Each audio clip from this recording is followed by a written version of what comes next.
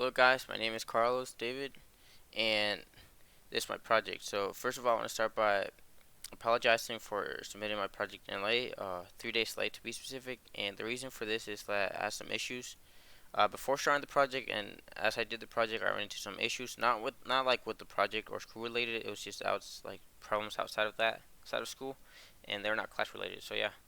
But here's my project, and basically what it is a maze or labyrinth game, however you want to call it, and you just gotta like go through corridors and try to find your way out of the maze.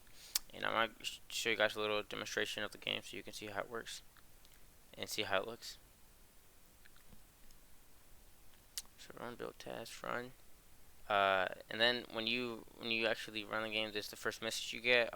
This is to add some context to the story. I didn't do this like little ASCII drawing. I just found it like online. I found an ASCII drawing online and then I put it inside a file and I read it and I read it and I read it into a like a string vector, and then that's basically what I did. I put it to the string. I mean to the terminal, and then press one to continue. It's just like the bad guy stole the princess. You had to go rescue her, and then press one to continue. Press one, and then you get like she's inside this place, and you have to go to the death maze in order to save her. And are you ready? And you press one to continue. I didn't do this again. I just looked up like ASCII drawing online and then printed to the screen by reading it. So yeah, press one to continue, and this is the actual game. We you have this little ball. That's what the thing you move, and you control it. You have to try to find out find the way out of the maze. So if you want to go down, you press S. If you want to go up, you press W. And yeah, if you want to go left and right, you press S and D. Press S and D, and just like any computer games, most computer games, and yeah, that's how you play it. I'm not gonna win the game. I'm gonna let you guys figure that out in your own time if you want to do that later when you review the code. But I'm just gonna lose real quick and to make it quicker, and then that's the message you get when you lose. It says you couldn't save the princess, and then that's it. Now I'm gonna run through the probably the most important points of my project. So here is the game class, probably my main class, not the most important one, but like the main one, because I have things here that I access from other classes, from like my main class. I have the length and the width. These are two variables that I find here, which will be the length and the width of the maze, which are constant because it never changes. And then we get the get width and get length functions, which will allow me to access those outside of the class later. And then we have the maze class. And the maze class is very long. I'm not gonna go through the whole thing because it's super long, as you can see.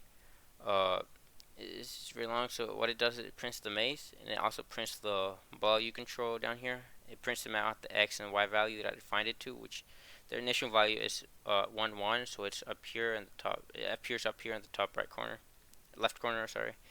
Uh, and then yeah, that's what it does. I use the system clear to clear the screen every frame so that it looks like it's actually moving, and so that it looks better, it looks more clean, and then system color to change the color to red. You can change it by like changing these letters and stuff. The O means black background, and then C red letters. So that's how I did it.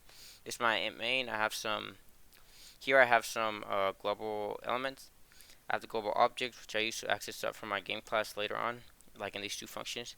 I have my x and y coordinates.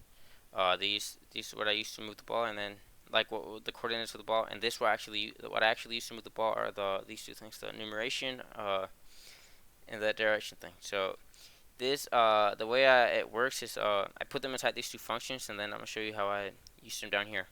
So the input function that takes the user input. So if you enter W, it makes it go up, and just assigns characters to control the ball.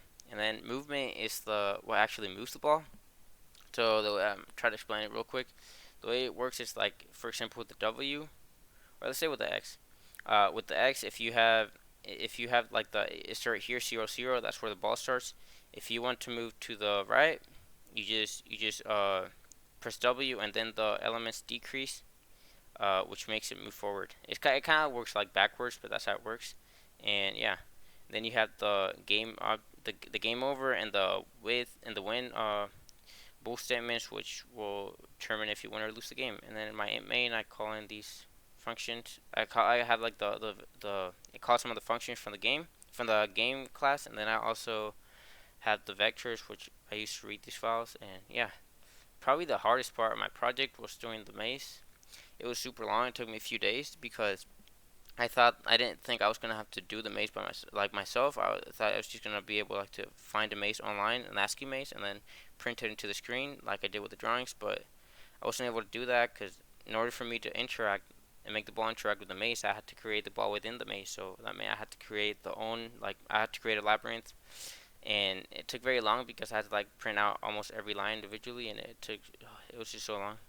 But yeah, that was basically the hardest part of my project. And something that I learned, not that I learned, but like that, it was a good reminder to me that when I'm working with classes, I have to be very careful, because like sometimes you have errors that are logic errors, so you can't see them, but then you don't get the results you want. Like for example, for me, the thing was printing all right, but I couldn't move the ball, and it was because I had the x and the y variables here, which were like the x and y coordinates, and since I had them here, that meant that I could access them here, but I couldn't. In the main.cpp, I could access them, but I couldn't change them. So, in order to change them, I had to define them here instead, and then after I defined it here, I can move it with the functions, and then I could use it. I could pass it into the print function later, when I called it, and then that allowed me to move it. So something I could work on this in the future. Like if I wanted to do it again and I could improve it, would be probably creating more levels so that it's not just one level and it's not so boring, and probably try to submit it on time next time.